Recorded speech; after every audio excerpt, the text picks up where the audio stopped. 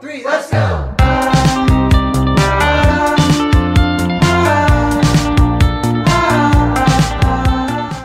Halo Sobat BSI. Ya, kembali lagi kita sudah ada di Pod Show, Podcast and Show. Mantap. Nah, kita sudah bersama dengan Mas Alif nih. Halo Mas. Halo. Sehat Mas? Halo Mas, gimana sehat? Alhamdulillah. Ya, kita juga di sini lokasinya tuh ada di Rumah BUMN. Rumah BUMN. Wow, badan usaha milik Nagita Slavina. Emang milik negara, milik negara. Nah, kita kan udah bersama Mas Alif nih. Dan Mas Alif nih yang kita dengar juga seorang alumni dari BSI ya. Betul. Wow. Mungkin Sobat BSI kayak bertanya-tanya, wah emang ada nih alumni BSI, konten kreator segala macem. Bukan cuma konten kreator ya. Tapi yang saya tahu ini ada director dari PT Karya Visual Nusantara. Oh, Nih yang selain ada itu di ada sini. lagi. Apa lagi? Kak Arif ini juga jadi content creator, Ya. filmmaker, Filmmaker. public Wow. speaker, Iya. dan juga apa coba? Apa? CEO. Wow, Wah, keren banget iya, ya. CEO dari Cop Motion ya. Betul, iya. Itu seperti konten-konten kreator Iya. gitu ya. Wow, keren banget. Keren banget ya. Kontennya banyak. Nah, yang pengen saya tahu nih dari awal tuh ketika kuliah di BSI nih Mas. Oke. Pastinya kan karena kita juga kan kuliah di BSI nih. Masa-masa kuliah di BSI ini Mas Alif kayak gimana sih? Oke, basically Mas Gema, Mbak Maya, salam kenal. Ya, Mungkin kita beberapa kali ketemu sebelumnya. Iya. Jadi sebenarnya BSI itu jujur malah menjadi jembatannya saya buat bisa menjadi. Kayaknya kalau saya tuh kurang enak ya. Gue lo nggak apa-apa ya. Boleh, gue demen nih gaya lu. Ya, jadi justru BSI tuh membuat jadi jembatan gue tuh buat bisa menjadi sosok entrepreneur karena Oke. buat gue salah satu kampus ya BSI itu bisa ngebawa mahasiswanya itu melek sama dunia entrepreneurship. Karena banyak banget kampus yang masih mikirnya itu kan gimana caranya bisa menghasilkan lulusan berkualitas tapi hanya sisi akademisnya aja gitu. Pengennya biar mereka tuh bisa jadi karyawan di mana, perusahaan PT apa segala macam. Tapi BSI itu bisa ngedorong gue menjadi sosok entrepreneur, menjadi seorang pebisnis. Dan banyak banget selain gue yang mungkin nanti teman-teman juga bakal ketemu. Itu di BSI kita di salah satu semester kita ada mata kuliah entrepreneurship. Ah, iya, betul. Oh, iya, Betul kan? Di situ nilai gue A. Wih, Karena gue iya. praktek gitu maksudnya. Iya. Bisa orang kan pada saat mata kuliah entrepreneurship itu kan kita disuruh presentasi bikin bisnis, ada yang jualan pulpen apa segala macam.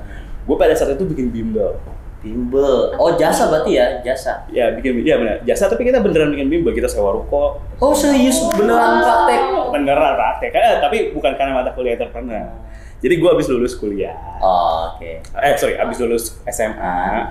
Habis lulus SMA tuh kita bingung karena waktu antara lulus SMA habis nunggu hasil UAN itu sampai masuk kuliah itu kan butuh waktu sekitar beberapa bulan. Iya. Nah, terus kita bingung ngapain ya? Akhirnya gue sama teman gue, kita bikin bisnis ya, apa yuk? Bikin bimbel. Ngajarin tuh anak-anak SD, kelas 1, kelas 2 bikin bimbel sampai gue lulus kuliah. Itu bimbel masih ada. Jadi benar-benar berjalan lebih dari 5 tahun. Itu buat anak apa ya, SD atau Sampai dari mulai SD sampai akhirnya sampai lulus, sampai SMP kelas 3. SMP? Itu namanya Rumah Belajar Pinisi.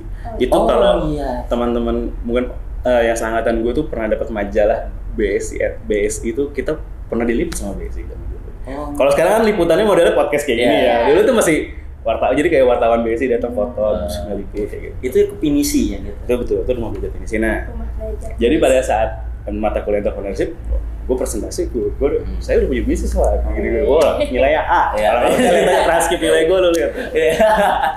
Kalau mau tahu di mana tuh lokasi pinisi? Di dekat rumah di daerah Cinere. Oh, Cinere. Cuma sekarang udah nggak ada ya. Oh. Yang namanya bisnis kan kadang naik turun, kadang ada yang harus kita tutup, kadang ada yang harus kita bikin baru gitu. Padahal pas saya dengar sih udah rencana punya anak pengen pinisi lagi. Udah pinisi aja sampai SMA lah. Oke. Makanya sampai sekarang email saya tuh arif.pinisi@gmail.com. Karena pinisinya itu adalah bisnis pertama saya. Itu sama teman apa? Sekolah? Teman SMA. Main jurusan apa, Mas? Apa kuliahnya? Di sekolah. Kuliahnya. Pas di sekolah. SMA. Iya, pas SMA IPA gue. Oh, IPA tapi bimbelnya tuh semua Iya, pelajaran. semua pelajaran. Baik. Kalau SD SMP kan sebenarnya lebih kepada mata pelajaran kayak matematika, bahasa Inggris, sama IPA IPS. Jadi masih standar lah. Makanya kita ngajar anak SD SMP karena kita buat lulusan SMA, buat ngajar anak SMA tuh berat. Jadi anak SD SMP aja. Oh iya. Kalau kuliahnya sih jurusan apa? Nah, kalau kuliah gue di BSI itu jurusannya dulu belum universitas, masih AMI. Jadi gue masih D3, jurusannya itu MI, Manajemen Informatika. Oh, Hekel. Iya. Yang nge-hack Kominfo dia kayaknya. Aduh. Yang nge-hack aja minta maaf ya. Oke, berarti manajemen informasi. Sekarang jadi sistem informasi bukan? Nah, kalau misalkan gue lanjut ke S1-nya, itu sekarang jadi SI. Oke. Cuman gue masih D3, masih lulusan D3. Sampai sekarang masih D3. Betul. Oke. Nah, kalau selama kuliah di BSI ini tantangannya apa aja sih? Karena kan nggak mungkin semulus itulah ya kan? Iya. Jadi kalau selama kuliah di BSI sih, gue mungkin nggak tahu ya di catatan BSI gue tuh termasuk mahasiswa yang merepotkan mungkin. Karena merepotkannya gue pas daftar di BSI, gue masuk di Margonda awalnya. Padahal gue lulus di BSI Fatmawati. Nah itu gara-gara awalnya karena gue pengennya jauh dari rumah. Terus pas semester 3 gue pindah ambil kuliah malam tapi ke BSI Fatmawati karena pada saat itu gue udah kerja di PT Bakri Telkom. Jadi PT Bakri Telkom nggak tahu ya, zaman lu tahu nggak? Asia lu nggak tahu? Asia. Zaman ada Asia Hidayah yang tiap maghrib ada azannya. Pernah punya tapi? Pernah punya. Yang gamenya itu ular tuh, game ular. Ada ya? Ada game ular. Kalau itu zaman gue Nokia dulu. HP Nokia yang ada ular. Iya. Cuman balik lagi, jadi kalau bisa tadi teman-teman nanya katanya punya bisnis bimbel, tapi kok kerja di Bakri Telkom. Jadi tuh ceritanya, gue pagi kerja di Asia, jadi sales, jualan HP sama Asia sama Wi-Fi. Jadi tuh telepon rumah. Bentuknya gede itu, tapi tanpa kabel dan bisa internet. Itu namanya Wi-Fi. Nah, itu gue jualan tuh bener-bener door to door. Jadi jualan, gue bener-bener ngerasain jualan barang, produk ke end user langsung tanpa store. Berarti ke rumah-rumah. Bener. Cuman gue banyak belajar justru dari sama marketing dari sales-sales yang lain gitu. Sekarang gue nanya bro, gitu, kalau lu jualannya ke rumah, yang di rumah siapa palingnya? Istrinya kan, karena suaminya pada kerja. Yang lu harus datengin adalah kantor-kantor atau ke pasar-pasar karena di situ lo letak perputaran. Jadi justru buat teman-teman BSI nih, sobat BSI ya. Iya. Buat sobat BSI nih, ketika teman-teman masih kuliah, jangan cuman kupu-kupu gitu. Kuliah. Maksudnya perbanyaklah pengalaman-pengalaman yang akhirnya nanti pas ketika lu udah lulus, gue udah pernah ini nih gitu. Karena ketika gue aja yang udah pada saat itu sudah kerja dan segala macam, pas udah lulus gue juga masih kayak ngerasa ternyata pengalaman gue masih kurang puas ya, gitu ternyata gitu. Soalnya di BSI itu udah paling enak, kita bisa kuliah malam, kita bisa pindah kampus kalau emang mesti daftar pas beda semester. Jajanannya juga enak. Ceweknya, cowoknya cakep dikit. Dosennya juga muda-muda. Iya, muda-muda. Bukan dosen yang gimana. Jadi selama gue kuliah di BSI itu gue nggak nemu ya dosen yang benar-benar kayak bahasanya tuh dosen killer. Semua dosen itu oke banget. Bahkan sampai sekarang pun ada salah satu dosen gue kayak kemarin gue habis diundang sama BSI. Yang buat di acara di Keramat itu. Bahkan sampai ke BSI Kaliabang. Terus tiba-tiba salah satu dosen gue WA gitu. Ini artikel Arif ya gitu. Ibu apa kabar gitu. Jadi sampai sekarang dosen itu masih berhubungan baik. Emang dosen di BSI itu kalau kata agensi friendly banget. Aduh. Nah itu juga yang saya tahu kan tadi ada CEO ya. Iya betul, CEO ya. Nah pengalaman jadi CEO tuh. Oke, jadi gini, CEO, director, ya, perbedaannya apa sih gitu? Beda apa sih? Jadi gini, director yang ada di dalam Instagram saya itu director tuh dua arti, satu sebagai sutradara, juga sebagai direktur sebuah PT. Nah, kalau CEO itu sebenarnya kalau di luar negeri itu bukanlah sebagai director sebenarnya. CEO itu malah justru kayak manajer yang ngurusin operasional keseluruhan dari perusahaan. Nah, ada lagi direkturnya. Cuman kalau di Indonesia tuh CEO tuh kayak berubah meaning gitu. CEO tuh sebagai direktur. Iya. Jadi ya kalau si Crop Motion ini adalah brand dari PT Karya Visual. Karena PT Karya Visual Anantara ini selain brand Crop Motion, kita punya brand yang lain. Ada The Side Motion dan segala macam. Nah, saya kebetulan jadi director PT Karya Visual Anantara, sutradara di Crop Motion Pictures, dan CEO di Crop Motion Pictures. Maksudnya saya yang berhubungan langsung sama klien dan segala macam. Itu sih sebenarnya. Jadi buat teman-teman yang bingung, CEO, director ya tadi udah gue jelasin ya. Jadi jangan sampai bingung gitu. Berarti itu kalau PT Karya Visual ini bergerak di bidang apa sih? Basically kalau secara tertulisnya kita tuh bergerak justru di bidang multimedia. Jadi kita ini production house. Oke. Kita bikin film, Yeah. bikin iklan, Nah. bikin podcast kayak Iya, gini juga. Kita buat iya. perusahaan-perusahaan. Konten-konten lah ya. Konten. Nah, Betul. di bio gue juga kan ada tulisannya gue sebagai content creator. Gitu. Mungkin lu sempat buka-buka Instagram gue terus nanya mana kontennya gitu. Jadi konten kreator gue di sini gue adalah gue yang bikin konten buat klien-klien. Kan klien kan misalnya PT A, PT B atau rumah sakit A, rumah sakit B, terus mereka mau bikin konten, nah gue yang bikin kontennya. Gitu. Jadi buat teman-teman juga yang buat masih mahasiswa, konten kreator itu nggak selalu bawa melekat di diri kita gitu. Maksudnya bukan kita yang harus menampil di kamera gitu. Iya. Kita juga bisa menjadi konten kreator untuk orang lain, untuk klien kita. Iya. Untuk klien-klien yang bingung bikin konten Benar, gimana nih. benar. ya? Misalkan nih, Nah. misalnya nih, Maya mau jadi selebgram, mau Iya. jadi influencer. Nah, kan kita sebut konten kreator. Iya. Tapi dia bingung, gue mau bikin apa ya? Nah, ada orang lagi di belakangnya. Nah, Iya. dia ini yang orang di belakangnya ini juga disebut sebagai konten kreator. Gitu. Tapi kalau Mas Alif di bidang corporate doang berarti? Sampai saat ini kita ya kebanyakan di corporate yang banyak duitnya di situ. Tapi nggak pernah nerima selebgram gitu, seleb. Oh pernah. Kita pernah mega. Kalau teman-teman tahu, kasih tahu nggak ya? Ada lah pokoknya salah satu konten kreator ternama gitu ya. Tapi bukan nih kayaknya nih. bukan aktor ya. Dia lebih ke sport influencers gitu. Jadi kita yang bikin kontennya, kita yang bikin YouTube productionnya dan segala macamnya gitu. Nah, kalau untuk inspirasi tersendiri untuk mendirikan Crop Motion itu apa sih, Kak? Oke, basically sebenarnya balik lagi ya, mau bikin bisnis tuh ada beberapa cara. Yang pertama, yang paling mudah tuh adalah dari apa yang kita suka, Betul, hobi. betul. Hobi ya kan. Nah, ini Crop Motion Pictures ini awalnya tau nggak? Bikinnya tuh wedding, buat wedding, wedding dan pre-wedding gitu. Hanya karena kebetulan saya suka dunia foto, video. Berarti itu kerja sama-sama WO atau gimana? Awalnya enggak, bener-bener dari nol. Individu berarti itunya. Sebelum saya punya Crop Motion Pictures, saya kerja di Bank BRI. Sebut saja Bank BRI. Kuliah BSI. BSI. Saya kerja di Bank BRI gitu ya. Kuliah di BSI, kerja di BRI. Terus di BRI saya dimintain tolong untuk kalau ada acara buat foto video. Dibayar pakai uang nasi kotak. Oh, enggak. Terima kasih. Terima kasih. Biasanya minta tolong gitu kan dibayar pakai apa adanya tuh. Tapi justru itu yang bikin saya senang. Maksudnya gini, kebetulan saya suka, saya bisa, dan saya tidak ngeluh. Ya tadi kan maksudnya dimintain tolong gitu. Sampai BRI itu sampai di tempat saya bekerja itu saya udah kayak semacam orang yang sosok yang tidak tergantikan. Maksudnya dimintain tolong pasti Arif. Tolong pasti Arif. Karena saya nggak ngeluh. Terus ya cuma saya bilang sama atasan saya, Pak, kalau ini saya dimintain tolong buat ngambil gambar, video segala macam. Tolong ya Pak, kerjaan yang ini jangan diburu-buruin.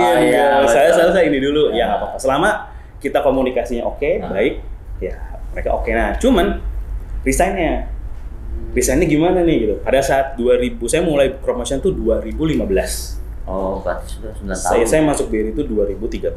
Nah, pas 2015 saya mulai itu Crop Motion awal-awal kosong. Barengan sama teman saya di sebelah. Satu meja lah bahasanya gitu. Terus di BRI. Di BRI. Oh, iya. Saya bisa foto, dia bisa video. Oh. Ayo kita bikin yuk gitu. Iseng itu hanya buat Sabtu Minggu, gue bilang Sabtu Minggu lah gitu. Kita cari klien kita pre-wedding dulu. Cara nyari kliennya gimana? Ya kita cari teman-teman kita yang mau nikah dulu aja. Mulai dari terdekat ya. Cari yang terdekat, kita bikinin. Udah nggak usah bayar, kita gratis. Gitu. Saya bikin. Sukarela. Karena dibayar pakai terima kasih. Iya. Karena itu portofolio kan. Iya, betul portofolio. Jadi segala macam Sabtu Minggu, lama-lama Sabtu Minggu kita penuh buat pre-wedding dan wedding. Terus pada saat di 2016-2017 saya mikir, penghasilan saya di crop motion, di wedding aja hanya mengandalkan Sabtu Minggu itu sudah setengah dari gaji yang saya dapatkan di BRI. Ya, di BRI. Nah, terus saya mikir kalau saya full time harusnya sama dong, apalagi saya kerjanya di bidang yang saya suka. Akhirnya 2017 memutuskan untuk resign. Tapi nih buat teman-teman sobat BSI nih yang teman-teman harus tahu, ini buat kamu juga ya. Ketika kamu nanti kerja, misalkan mau resign, entah mau resign mau pindah kerjaan yang lain atau mau resign karena punya bikin bisnis dan segala macam. Resign lah ketika nama kamu lagi bagus-bagusnya. Oh iya betul. Ditahan-tahan. Jangan resign ketika nama kamu lagi jelek-jelek. Lagi redup. Contoh kalau misalnya di sepak bola Liverpool, tahu Liverpool kan? Nah itu Jurgen Klopp. Nah, Dia resign dari Liverpool ketika nama dia lagi harum-harumnya. Gitu. Nah kalau misalkan kita resign lagi dalam keadaan bagus-bagusnya, pertama atasan pasti, wah serius kamu, wah pilihannya kan kalau mau naik gaji ya kan. Iya. Benar-benar. Tapi kalau di BUMN kan biasa susah karena emang dia udah ada gaji itu udah fix gitu, nggak bisa gitu. Nah cuman memang kalau saya kan memang niatnya mau resign. Tapi akhirnya hubungan baik itu terjaga sejak 2017 sampai 2024 hari ini. Sama BRI. BRI, ya ini rumah BUMN ini kan yang ada di sini nih, Iya. punyanya BRI. Ini salah satu bentuk kerjasama kita. Jadi kita mau kerja di sini, mau bikin syuting di sini pun bebas. Terus sama BRI ketika mereka mereka butuh syuting atau apa, ya kita masih sampai sekarang mereka masih ngubungin kita. Berarti yang tadi awalnya karyawan malah jadi kerjasama. Wah, jadi Siapa yang nyangka ya? tadinya kita cuma dibilang terima kasih, sekarang terima kasihnya sama transferan. Iya. Ya gitu, jadi makanya akhirnya 2018-19 ternyata Crop Motion Pictures malah lebih banyak ngerjain proyeknya BRI. Oh. Akhirnya lebih ke corporate. Akhirnya 2019 tuh klien wedding terakhir. Iya. Sisanya udah sampai sekarang kita lebih ngerjain ke corporate. Berarti wedding udah enggak ya? Udah kan. Itu siapa yang nyangka ya dari awalnya karyawan Iya, kerja sama BRI. Tadinya cuma dibayar makasih. Iya. Sama sekarang ada transferan tulisan makasih ya Mas Arif. Iya. Oke. Nah, kalau yang pengen saya minta nih dari Mas Arif, kan buat teman-teman sobat BSI nih, pasti kayak pengen dapat pesan dan kesannya nih selama kuliah di BSI. Apa sih buat sobat BSI? Ya, kesan saya selama kuliah di BSI itu sangat-sangat baik. Meskipun awalnya saya masuk BSI itu terpaksa, seperti Anda, seperti awalnya masuk BSI karena terpaksa gitu. Karena ya pasti semua pengen lah kuliahnya di universitas negeri gitu kan awalnya gitu. Tapi kalau saya cinta banget kok sama BSI. Cinta. Makasih ya gitu. Ya, jadi ceritanya tuh saya kenapa masuk BSI itu justru malah gara-gara saya malah dulu, kalau sekarang namanya apa ya? Kalau dulu namanya SPMB, SMPTN. Oh iya. Sekarang apa sih namanya bahasanya itu? Ujian apa sih? SNBP. SNBP. Saya lolos di SMA saya lulus masuk UI. Nama saya masuk di koran. Dulu kan belum ada HP smartphone ya. Masih adanya SMS atau di koran. Nama saya masuk di koran. Terus pas lagi saya kasih tahu ke ibu saya gitu, "Mah, dapet nih masuk UI, alhamdulillah," gitu. Di satu sekolah yang masuk itu saya doang, UI. Ujian itu. Nah, ibu saya bilang, "Ini kan adik kamu mau masuk SMP. Mau masuk SMA. Dulu SMA tuh masih bayar. Coba kamu tanya dulu sama, aduh sudah kesebut lagi UI-nya, nggak boleh ya.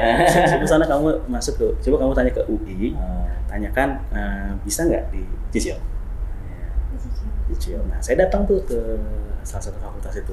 Saya datang ke sana, ditanya, saya nanya, "Ibu maaf, izin, saya mau nanya Bu, ini kan saya lulus SPMB. Ini bisa nggak sih pembayarannya dicicil? Saya pengen berapa sih gitu?" Dia bilang, itu pada saat itu totalnya 20 juta. Itu cukup besar. Itu tahun berapa tuh? Iya, tahun 2010 ya. 2007. Ya itulah. Karena saya lulus juta sih gitu. 20 juta. Itu 20 juta ya Mas gitu. Oh iya Bu, saya mau nanya ini kira-kira bisa dicicil nggak? Nah, jawabannya pada saat itu membuat saya sedih karena dia bilang ini, "Oh, kalau misalkan nggak itu bikin aja surat keterangan tidak mampu di kelurahan." kan saya aja cuma dicicil, saya nanya bisa dicicil atau enggak, kenapa dibilang tidak mampu? Anda menyinggung sih. Ya, coba pada saat itu, gitu ya Bu. Habis itu saya pulang langsung bilang sama ibu saya, mah masuk BSI aja. Wah, apa tuh yang bikin kepikiran? Kan dari semua kampus banyak. Apa yang kepikiran BSI yang keluar dari mulut? BSI pada saat saya nggak tahu sekarang ya. BSI pada saat itu termasuk kampus yang paling murah. Oh, okay. Tapi namanya besar. Terjangkau lah ya. Iya, karena bayarannya ya dulu kayak sejuta deh kalau nggak salah sejuta. Kan kalau kuliah malam ya, bahkan yang kuliah sebelum kuliah malam tuh malah di bawah itu, di bawah 2 juta.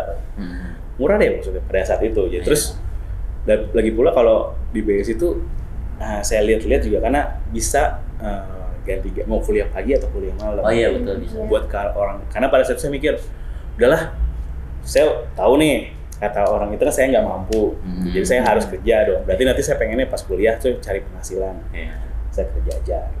Terus masuk BSI, akhirnya saya kuliah di BSI itu dengan sangat-sangat bahagia, karena saya pengen ngebuktikan bahwa gue orang pintar. Gue bisa kok, gue masuk UI kok, tapi gue memilih BSI karena emang saya memilih di situ. Dan ternyata benar, semesta mendukung sekali. Yang cita-cita saya pengen jadi seorang entrepreneur dibantu dari situ. Bahkan sekarang saya nih kayak gini diundang masih sama urusan BSI, masih berhubungan baik sama BSI. Gitu. Bahkan pada saat saya lulus dulu masih di JCC. Kamu JCC ini Senayan. Senayan. Dulu kalau saya masih di JCC, Anda di Kaliabang. Iya. Kasih JCC mewah banget. Saya di Senayan loh, di JCC. Pada saat saya terakhir pada saat saya kuliah, pada saat saya wisuda di JCC, saya bilang pas itu dipanggil kan, wisudawan terbaik disebutin. Tapi saya bukan misalnya, kapan ya saya bisa berada di situ? Panggil pada saat wisuda. Tapi kan saya udah lulus, sudah nggak mungkin. Ternyata 3 tahun kemudian saya dipanggil sama BSI. Bisa nggak Mas ngisi di acara wisuda BSI sebagai alumni berprestasi dan di JCC juga. Wah, itu kan nilai atau apa? Iya, bukan, enggak kan saya punya bisnis. Oh, yang berarti karena bisnis itu. Iya, karena saya alumni berprestasi dari bidang wirausaha dan saya harus ngisi materi di depan direktur BSI. Dulu namanya masih direktur, kalau sekarang kan udah rektor. Direktur BSI segala macam, sama kan punya yayasan dan segala macam, dan ribuan mahasiswa. Dan itu panggungnya tuh melingkar kayak gini nih, melingkar. Jadi mahasiswanya, wah itu saya udah kayak Bon Jovi lah gitu ya. Gitu. Pokoknya BSI tuh keren banget. Jadi buat teman-teman sobat BSI, kuliah di BSI manfaatkan sebaik-baiknya dari waktu, dari fasilitas, banyakin komunitas, ikutin komunitas BSI, organisasi, betul. Salah satunya BSI Entrepreneur Center, BSI Startup, dan segala macam banyak gitu. Ikutin deh, sayang banget kalau. Iya. Kalian mah kuliah nggak usah di mana-mana, tergantung individu kalian. Kuliah di BSI ya gimana diri kalian ya. Iya. Daripada kuliah di mana kupu-kupu doang. Jangan kupu-kupu doang. Tapi yang pengen saya tahu tuh kan karena entrepreneur di bisnis itu kan jadi mahasiswa berprestasi. Iya, alumni. Bro. Nah ya, yang bikin BSI tahu tuh awalnya apa sih kalau Mas Alif di situ? Apa ya, pokoknya dulu ada namanya. Itu tiba-tiba tahu. Kepala BSI dulu pernah menghubungi saya karena pada saat saya kuliah dulu saya pernah ikutan seminar BSI, seminar entrepreneur. Jadi database saya masih kesimpan. Udah gitu, kan saya masih punya bisnis bimbel dan pernah direkam, pernah dimasuk majalah. Jadi mungkin beliau pas itu ngubungin saya dari situ. Berarti yang pas di praktek entrepreneurnya itu pakai yang bimbel. Bimbel, dan ya pas itu kan masih benar-benar lumayan kok, benar-benar dari nol hampir besar. Ya tutup. Ya sekarang saya masih bangun bisnis yang lagi. Jadi saya belum sukses tapi saya masih menjalani bisnis dengan senang hati gitu. Oke. Wah, kayak nggak kerasa banget nih Maya ya. Kita udah berapa lama sini ya? Kayaknya 7 hari ya. 7 hari dong banget ya. Nah, makasih banyak nih buat Mas Alif. Ya, sangat menginspirasi ya. Iya, betul. Ya, apalagi buat teman-teman yang bergerak di bidang broadcast nih, jurusan-jurusan broadcast, multimedia. Pas banget nih kalau nonton BSI Podcast Show di episode ini. Betul. Karena ini cocok banget nih tema kali ini. Iya, sama broadcast. Siapa tahu nanti kalian bisa seperti Mas Alif. Amin, ya. amin. Insya Allah namanya rezeki, kita kadang yang tahu kan. Ya, makasih banyak buat Mas Alif atas pesan dan motivasinya. Ya. Dan juga buat Sobat BSI, jangan pernah kemana-mana, tetap selalu saksikan Podshow ya. Bisa lewat YouTube. Apa channel YouTube-nya? Kuliah BSI aja. Sekian teman-teman. Mohon maaf kalau ada salah kata. Terima kasih. Assalamualaikum warahmatullahi wabarakatuh. Terima kasih Mas Alif.